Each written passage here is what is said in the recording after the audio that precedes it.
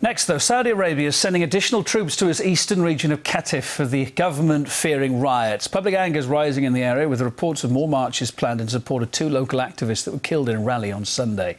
The demonstration was in response to the violent arrest of a prominent Shia cleric.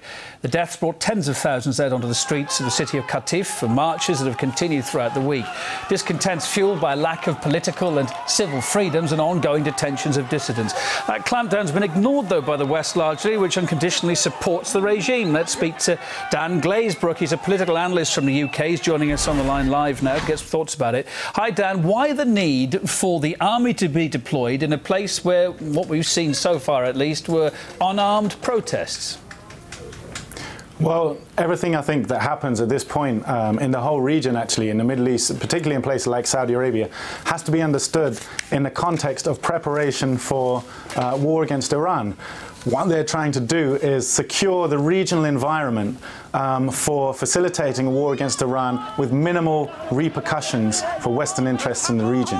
So what this means is not only knocking out states that are allied with Iran, such as Syria, or if they can't knock them out and take out the regime, then destabilizing them, putting them out of the picture that way as far as possible, doing that to states that are allied with Iran, but also in terms of kind of repressing and keeping down and disempowering the Shia population. Because until Iran gets its own nuclear weapon, and Godspeed that day, frankly, because that's the only real deterrent that would stop this next round of warmongering that they're planning.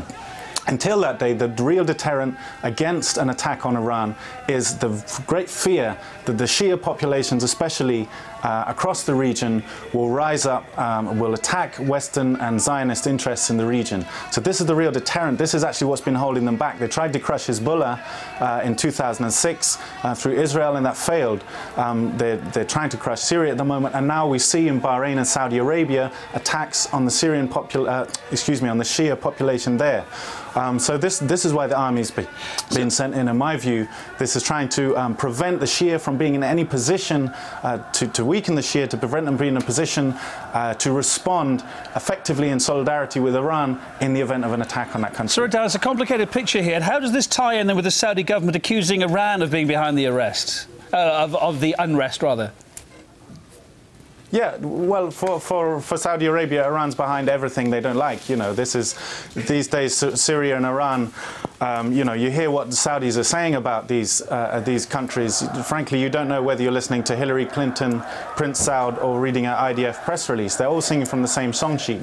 And what's interesting as well is that Saudi Arabia has really dropped any pretense of being an anti-Zionist kind of regime. Any kind of words or action against Israel is just dead now. They're promoting this idea that Iran is the #1 enemy. Iran's the cause of all the problems in the Middle East, which is ridiculous in the last 10 years, especially when you've had US-British occupation that's destroyed Iraq, cost 1 million lives.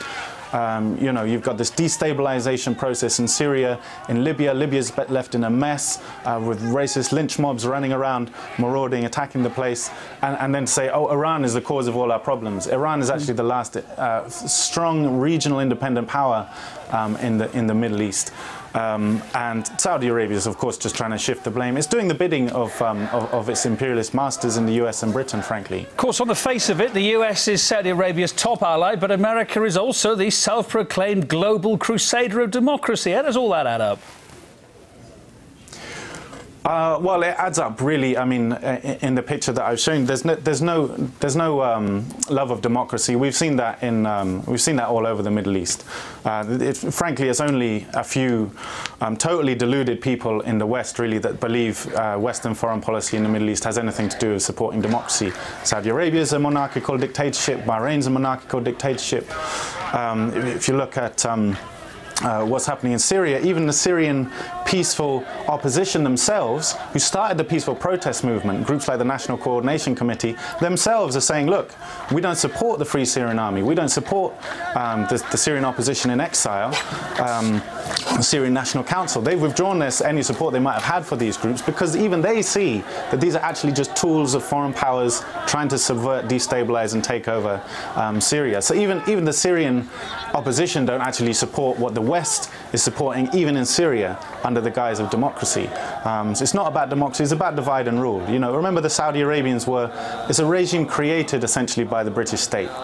All right. And why was it created? Why were the Sauds put in power? Because of their sectarian attitude within the Islamic community. They would much prefer Sunni and Shias divided than united against them. And especially since the united opposition against the occupation of Iraq, they've tried to sow discontent there. They're trying to sow it elsewhere as well. Dan, we could talk really about this all night. I'm afraid time's against us. So is on news channels, isn't it? Okay. Dan Glazebrook, independent political analyst from the UK. Thanks for your thoughts.